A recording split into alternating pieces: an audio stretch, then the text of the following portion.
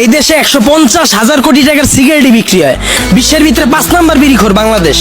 এই দেশে মানুষ 20 কোটি, স্মার্টফোন চালায় 23 কোটি, বাইক চলে 30 লাখ, প্রাইভেট কার চলে 50 লাখ। এই দেশ আবার গরিব হয় কেমনে? ওই বেটা, যারা গরিব ওরা গরিবই আছে, আর যারা বড় লোক ওরা বড় লোকই হইতাছে। এমনি দেশ চললে সবাই তো না খেয়ে মরবো। হালার ঘরে হালা, 1974 সালের পর থেকে এখন পর্যন্ত কেউ না খায় মরছে? তুই তো নিজের বুকে হাত দিয়ে কইতে পারবি এখন পর্যন্ত কোনো একবেলা না খায় রইছস? হালার ঘরে হালা 3 বেলা তো ভাত খাসি, লগে আবার বিকালের নাস্তাও মারাস। আর যে কস জিনিসপত্রে খালি দাম বাড়তাছে, খামু কেমনে? জিনিসপত্রের দাম বাড়লে খাস কে, কিনস কে? বুঝে আমারে? তাহলে কি আপনি বলতে যাচ্ছেন সাধারণ মানুষ না খেয়ে থাকবে? এনে আপনি আবার সাধারণ মানুষ কই পেলেন? এনে তো সবাই অসাধারণ। আমরা সবাই বাংলাদেশি, আমরা সবাই এক। একটা জিনিসের যদি দাম বাড়ে, আমরা যদি এটা খাওয়া বা ব্যবহার করা বন্ধ করে দিই, দেখি ব্যবসায়ীরা কার কাছে বেচে।